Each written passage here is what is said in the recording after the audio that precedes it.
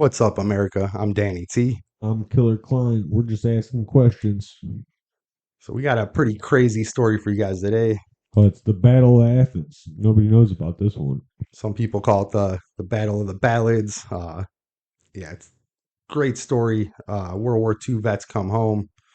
They find that their town is overrun by corrupt Democrats, rigging elections. And they decide to do something about They decide to do a lot about it, using the Second Amendment rights.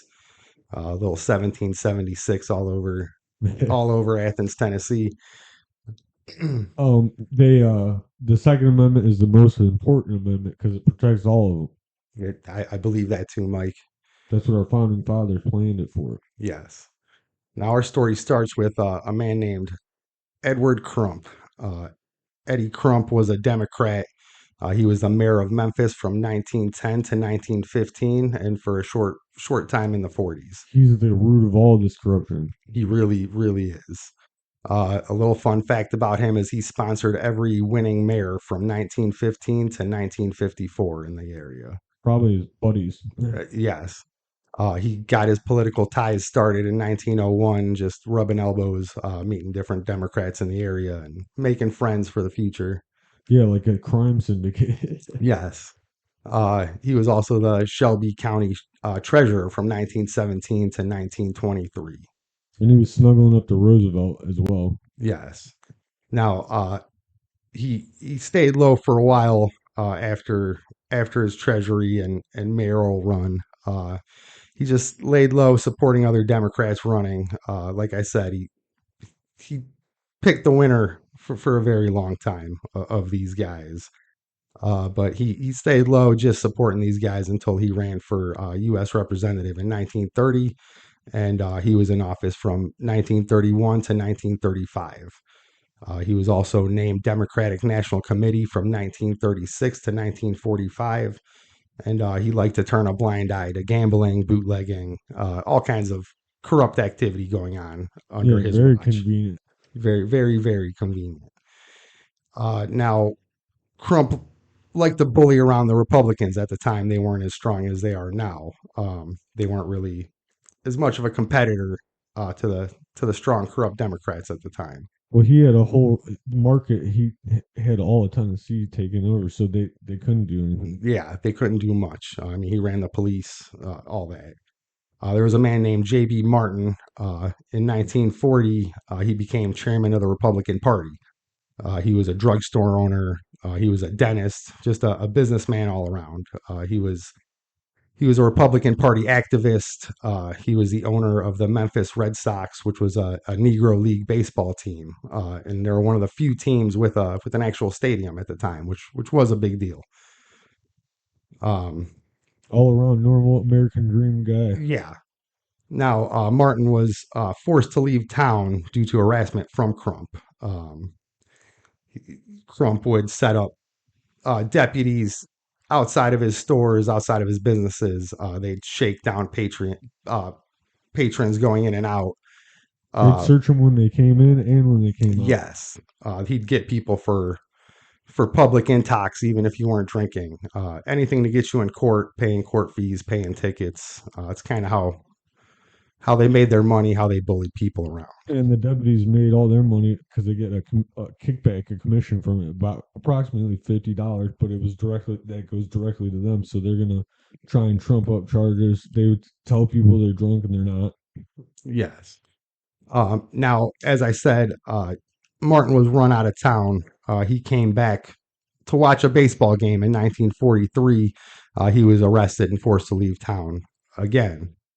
He asked the Department of Justice for help in all of this, but he was turned down, probably because he was friends with Roosevelt at the time, who was a president. Now, J.B. Martin was backed by another man named Robert Reed Church. Robert Reed Church was an African American. He was a Republican Party organizer, and he was also a businessman. He organized the first NAACP branch in Tennessee, and he was on the national board of directors from 1910 to 1940. He was considered a really strong Republican figure, and he was also forced out of town by Crump's harassment. These two men, they Martin and Church, they got together along with the NAACP trying to get investigations started, but again, nothing was ever resolved or done with any of this. It's funny how the Democrats say that they care about African Americans, but they just kicked out a Republican African American that started the NAACP. It's ironic. It is. Now, that's the backup of our story. The story starts with a man named uh, Paul Cantrell. Now, Paul Cantrell, he was also a Democrat. He got his start in McMinn County with the help of Crump. He became sheriff from 1936 and kept getting reelected through the 40s. He was elected to Senate in 1942 and reelected in 1944. He was also the county judge from 1942 to 46. And in 1944, he was a delegate to the Democratic National Convention. Now, Cantrell's right hand man was one of his deputies named Pat Mansfield. Uh, he was a former deputy, and he's the acting sheriff when Cantrell would go off and do his other The political ventures. the whole Paul Cantrell and Crump, they helped him get elected because of what we're going to find out here. Yes, they pretty much rigged. They rigged the whole town, so their people were set in place so they could kind of take over and do what they wanted. Stuff in ballot boxes. Yes, and this started in 1941, really, when Crump implemented a state law reducing voting precincts from 23 to 12 and justice of the peace from 14 to 7. So because they were in a rural area, it made it hard for people to get even to the precincts. And on top of that, they had the tax that they would pay up front. But if you don't show up, then you have to pay that money back. So it tore the nobody could vote. Yeah. Even if they did vote, they were rigging it anyways. Yeah, they didn't really want to waste their money or their time because they knew the same people are going to be in power no matter what. Um, Another part of the corruption, like the deputies, they weren't paid a salary back then. It was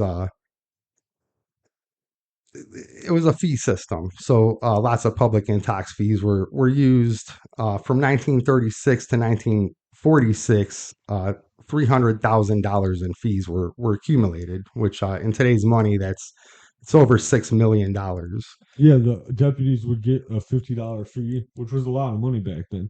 So that incentivizes them to rack up charges like the fake intoxes, because it goes directly to officers because they're not getting a paycheck. Yeah, it's like commission based policing That's is what it was. that's what I was looking for. Yeah, it sounds wonderful. um, Now, in 1946, Cantrell ran for sheriff again, and Pat Mansfield ran for Senate, which, They both won. yeah, well, Shocking. no. They were running, and because they were running, the GI Party started um, a nonpartisan party to combat against these two, or they probably would have won though, because they were winning nonstop. Now, the GI Party, they picked 3 Republicans and 2 Democrats to represent them so that they could represent the whole town evenly. So no one would be like, I'm not voting for a Republican or I'm not voting for a Democrat. We just want fair voting. Yeah, they just wanted fair voting. They were well funded by the town's businesses. They campaigned under the slogan, your vote will be counted as cast, to help get people to come in and actually vote. Mhm. Yes. And everybody had their back because they wanted to be fair. So they're the middle person. Yeah, the whole town was backing this. Not everyone believed it was going to work, but they definitely had high hopes for Well, this party. I wouldn't believe it either. Yeah, after all the corruption for years and years. Yes. Now they elected a man named Knox Henry to run for sheriff for the nonpartisan GI party. But the GIs had positions all down the ballot. Bill White was pretty much the leader of this. He rounded up about 30 men and to go get some guns to keep policing over the thugs that were the actual police. from interfering with the votes, from bullying people on election day, and just try and keep everything fair. and safe because the Yes, deputies got guns the GIs weren't trying to steal the election; they actually wanted a fair one, whereas the Democratic Party was stealing the election for quite some time, and stuffing the ballot boxes for years, stuffing the ballot boxes, letting people vote that had no business voting, underage people, things like that. or turning people away, Yes, yeah, turning people away for no reason. closing the ballots early. They've been doing this for years. Yeah, they've been doing all this, whatever they needed to do to stay in power. Now, Mansfield hired about 200 deputies, even from neighboring states, to come over. He was paying them about $50 a day, which is a little short of $1,000 in today's money. Because they were getting scared because the GIs were standing up. Yes, because they heard what was going on. The GIs poll watching, supervising the votes. Yes, in fact, the politicians didn't even really spend a lot of money in ad campaigns or going around to meet the people and things like that because they were pretty confident they were going to win, regardless of who was against them. Now, on August 1st, 1946 was election day. 200 patrolmen instead of the usual 15 were rolling around because of the GIs. Now, the GI poll watchers, uh, They were watching. Then the deputies were scared. That's why they had so many because they knew that these people were going to rise up, and they just got back from fighting World War II. So they're not trying to do anything. They're just making sure that everything's going according to plan. yes. Now, a couple GIs that were watching were arrested because they wanted to watch the ballot boxes to make sure nothing was going on, which is legal, but they're arrested anyways. Later, about 3 p.m., an elderly black farmer named Tom Gillespie was being prevented from casting his vote at the waterworks polling place. They turned them away. They turned him away for no reason. They just said he couldn't vote. Um, But we got GIs poll watching. yeah, they had GIs right there saying what is going on. Now, a patrolman named C.M. Weiss, they call him Windy. Wendy Weiss. Windy Weiss. He he ended up punching Tom with brass knuckles. When Tom turned around to run away, he got shot in the back.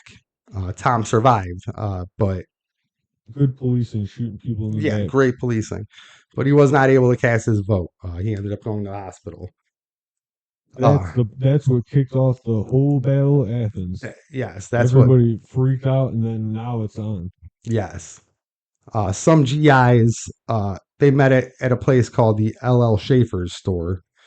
Uh, that was their campaign manager. The campaign manager, Jim Butterman, sent a telegraph to Attorney General Tom Clark and Governor McCold asking for help to have a fair election, but they never got a response. They kind of just got ignored. So they ended up meeting at the garage. It's a hangout that all the GIs hung out at. They'd have drinks. They'd tell war stories. The guy that owned it, he was like the face of the GI campaign. So he was like the head guy. Yes. They went to the garage to get some guns, and they came back God bless America. with just a few of their personal guns. When Mansfield arrived at the waterworks, he called for the polls to be closed, and the crowd just went absolutely wild. Weiss and another patrolman, Carl Neal, arrested two GI poll watchers, Charles Scott and Ed.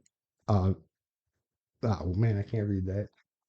Vestel. Yeah, Vestel. they tied him up, Yeah. and so they're keeping him hostage. hmm Um, Now there are a few different versions of how they got out, but nonetheless, they got out. They busted through They freed themselves and yeah. then jumped through a plate glass window. Yes. Doesn't really say how they got out of the ropes, but they did. Now Weiss chased them, pulled his gun out, and started firing.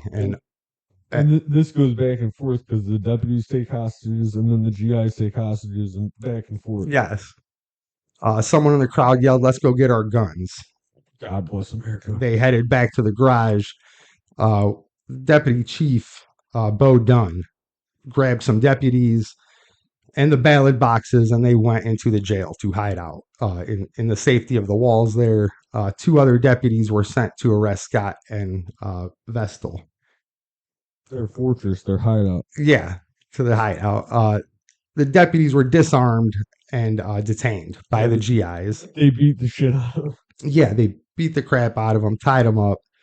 No, they got their hostages So they sent more backup. The same thing happened to them. They again. again, I think a total of seven deputies were taken hostage by the GIs. So then they all tied them together and put them on the back of a truck. Well, not yet. But at this point, whenever it was getting taken, the chairman, Otto Kennedy, took a few men that were related to him, and he left the GI movement, saying he wanted no part in what was about to happen. He didn't know it was going to get this wild.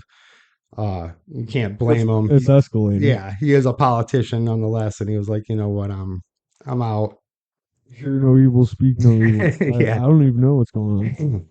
Now, right here is when the remaining GIs took the seven deputies they had hostage. They drove them out to the woods. They stripped them naked, tied them to trees, beat the crap out of them, and left them there to head back to the town. I forgot they stripped them. Oh yeah, just to add embarrassment to whatever was going on. So they headed down to the 12th precinct. Deputy Wilburn was in charge of the 12th precinct. All the voting, all that went through him. Uh, Bob Herschel and Leslie Dottie, Yep. right? Yeah. He was a one-armed war veteran. Were the GI poll watchers at the 12th precinct. When Wilburn tried letting an underage girl vote with no tax receipt, again, underage, she has no business voting.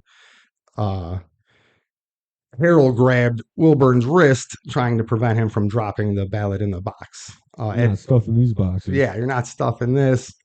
Grabbed his hand, but Wilburn hit Harnell in the head with a blackjack. I don't know if you know what a blackjack is. It's like a lead plate wrapped in leather. It makes a slappy noise, and it hurts like all hell. When he hit the ground, he ended up kicking him in the face. They closed a precinct and took the boxes and the two GIs to jail with them, where Harmel was brutally beaten and then hospitalized while under the deputies. Democrat police brutality. Yeah, it was terrible. What happened to them? And they just keep rounding up the boxes, taking them to the jail. So they're sitting there stuffing them. Yeah, I believe it was a total of 3 ballot boxes. Yeah, that they were going to take just in case no one could see what's going on with them. Mm-hmm. They've been doing this for years. Yeah. Now, Bill White, if you remember, the leader of the GIs, he took action. He ordered his lieutenant, Lieutenant Underwood, to take about 6 men to the National Guard Armory and steal some weapons for their movement. Underwood took 70 rifles and 2 Thompson submachine guns and a crap load of ammo, and he took it back for the 60 remaining GIs that were still part of the movement. Browning automatic rifles, and you got to imagine these guys just got back from World War II, and these are all the guns that they use. Yeah, they're used to this. They're efficient. I believe you were telling me that the sheriffs only had like revolvers at the time, maybe a shotgun or 2. Yeah, but, maybe a rifle. Yeah. Now the polls started closing everywhere. When the polls closed and the counting began, the GI party had a 3-1 lead without the 3 boxes that were hidden in the jail. But White wanted those ballot boxes. He knew that that could make or break them at this point. And I'm going to get my ballot boxes, boy. Yeah. They're not asking. Yeah, they're not asking. They want what's theirs. So they ended up taking the hospital. Wait, I'm sorry. They not the hospital. They ended up going to the bank across the street and taking the second floor of the bank so that they could make a plan of what they were going to do. They had the vantage point. They had the high ground. And it's covered, and it's they're getting their battle plan together. Yeah, they're making a strategy. They are soldiers. They have the whole town behind them as help, as infantry, but you have 60 trained soldiers that just got back fighting in World War II.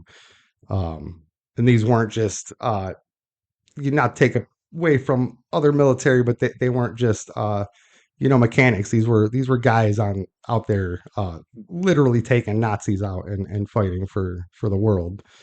Uh, That's why they came back and took their town back. yeah, that's why they came back and they were angry what was going on here. Now at 9 p.m., Cantrell, Mansfield, and George Woods, with 50 deputies, they gathered to count and certify the ballots from within the safety of and the privacy of the jail. Um, Unaware what was happening outside the walls in the bank with the soldiers, with the ammunition, all that. Yeah, they didn't know they got all their guns. Yeah, they didn't know. Well, they thought we're going to sit in here and count, and there's nothing anyone's going to do about it. We're safe in our little fortress.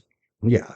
Now, the number of the people standing with the GIs, it varies from a few hundred people to a few thousand. Regardless, the whole town, even if they weren't standing with them during what was about to happen, they totally had their backs and wanted this to happen. Yeah, they're getting ready for the show. They all came out on their porches. They were laying down blankets. Yes. It's like a picnic. Now, out of the 60 GIs, White took half and he gave the other half to Buck Landers. Landers held down the position at the bank while White took his group to the post office so they could kind of surround the precinct, the jail. Flanking them. Yes. Now, again, several different variations of what happened were reported, but for the rest of the story, we're going to go with what Bill White said was going on. The only reason why there's lots of different variations is there's so many different witnesses. It's the same result, but how it happened, a lot of people saw it differently from the crowd. White claimed he called out, "Would you damn bastards bring those damn ballot boxes out here, or we are going to siege against the jail and blow it down." White claims he shot the first shot, kind of like a warning shot, but then a storm of automatic rifles and shotgun blasts rained down on the jail. Those are warning shots too. Yeah, those are warning shots too. Yeah. A deputy ran out and White shot him, sending him flying back into the jailhouse, almost like a movie scene. Several deputies tried escaping out the back door. One of them was George Woods, who tried calling Birch Briggs for backup from the next county over. Biggs refused to get involved. He said, "You guys did this yourselves. You did this to yourself. This is your problem. that. I want nothing to do with World War II vets fresh off the boat." And that are pissed off That at are- damn Democrats. Yes. White demanded surrender every hour. He also heard rumors that the National Guard was being sent to stop the siege. So he was like, "I need to do something drastic. We need to get this done before they get here." Well, they called the governor, and the governor turned them down. Yeah, the governor turned, yeah. Yeah, they don't know anything. As far as White and his boys are concerned, the rest of America is coming in to save these corrupt politicians. Let's hurry up, boys. Yeah, let's hurry up and get this done. So they started throwing Molotov cocktails at the jail as they were about to. Nothing really happened. It's brick, so nothing really caught on fire. I'm sure it was scary as hell for the people inside. What was going on? But as they were about to start throwing dynamite sticks, an ambulance pulled up to the battleground. Now the soldiers didn't want to really hurt anyone; they just wanted their town back. So they said, "Let's stop, boys. Let's get the injured out of here." So the ambulance pulled up before Bill White, the badass, he sent them to raid the city works and bring me some dynamite. Yeah. Now the ambulance wasn't there to help the injured though. They stopped firing so they could get help for the wounded cops, but that wasn't going on. The ambulance came and the two cowards, Cantrell and Mansfield, smuggled their way into the ambulance and they fled and left, leaving all the other cops there to fight the battle that they started, really. Yeah, all their goons there.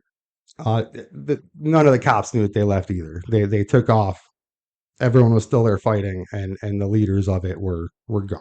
Cowards. Yes. Now, after the ambulance left, the dynamite was back on the menu.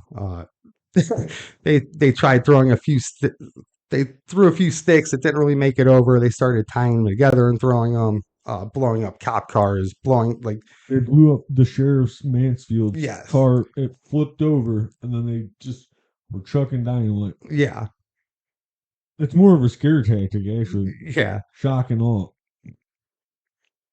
So those deputies are all held up in their stuffing ballot boxes, and they kind of got nowhere to go. yeah. Now, after none of this worked, cars were flying everywhere. Debris is flying everywhere. Eventually, they blew the door off the jailhouse. They forced surrender from the deputies inside, and they took back the ballot boxes. They found a couple trustworthy people to count the boxes for them, and the vote was in their favor. They ended up Yeah, they didn't get to stuff them that they bad. didn't get to stuff them, so the GIs won. They freed 2 GIs that were locked in the cells, and Yeah, then threw all the deputies in there. yeah. They threw all the deputies in. Well, they they threw them all in there. They said, "You guys need to get the hell out of here. We don't want you here." Yeah, Uh, the deputies agreed. They let all the deputies go. There was not a single deputy or political figure left in the town after the battle. The battle was done at about 3:30 in the morning. Just debris everywhere. They were looking at each other like, "Well, we need to fix this before." they still think the National Yeah, Guard's they coming. still think people are coming. So they clean up what they can. The town is in shambles. Investigation comes in. They go look at the guns. They're like, well, they had to get these guns from somewhere. They go to the armory. Uh, Everything is where it should be. Not a single gun is missing. It doesn't Everything even look like they're shot. They're doesn't clean. even look like it's shot. The investigators like, well, that's weird. So they're like, well, let me see your invoice for your bullets. There are a lot of bullets fired. You know, the whole town is pockmarked with Something bullets. happened. Something happened here. And the National Guardsman, like a Chad, he goes, I don't know what you're talking about. We don't inventory our We bullets. don't keep track. That's just trash. That's just for target practice. Yep. They started investigating the townspeople. No one knows what happened in the Yeah. town. They just What are you woke talking up and about? it looked that way.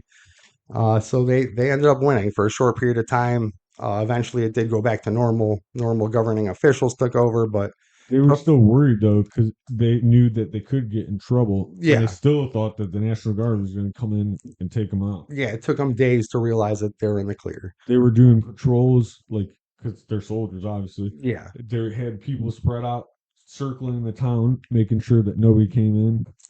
Now the New York Times reported that the sheriff was dead, but that's not true. There were no deaths. There were several injuries. Uh, they ended up realizing that the sheriff was alive, smuggled his way out. The only person to serve any time for this was C.M. Weiss for shooting Tom Gillespie. He was sentenced to 3 years in prison, but he only served 1 year before being paroled. Before that, after the siege, the townspeople gathered together. They were sitting by the jail, and they took out some justice on Mister Windy for what he did to Tom, because that's not fair. You don't Yeah, shoot a man in the back. no, that is not. It's not okay. Um, Everything that these deputies did working for these Democrats is wrong. They swear an oath to uphold the Constitution, but they don't follow it at all. They did lots of bad stuff, and the Constitution that we made this country to have freedom. We got our Second Amendment, and those boys went and fought for our freedoms, and they swear an oath to defend the Constitution, and they come home, and all the rules are off the table. yeah, they come home to corruption and oppression and exactly what they were overseas fighting for in World War II. You had real men over there fighting for this country while these corrupt politicians were destroying uh, the fabric of what we are supposed to be standing for, anyways. Yeah, and they just got done fighting for it, and they come home, and they're like, "I want to come home and Mhm. relax." And it's Yep. not. It's we're gonna take our town back. Yeah, and I think that's an amazing. So this is Mike turned me onto this story. I think this is one of the greatest stories I've heard in a long time. Well, that's like 1776. Yeah, 1776 all over. We're gonna stand up and we're gonna fight for our right to be free. We're Yes, not gonna be oppressed, or I want freedom. yes, Um, yeah, it's a great story. It's my favorite story, it is and nobody amazing. knows about it because obviously they don't want us to know about it. Well, now you guys do. I stumbled across it, and it's my favorite thing. I'm Yeah. a hardcore American. I got a big American boner right now. Yes. Yes.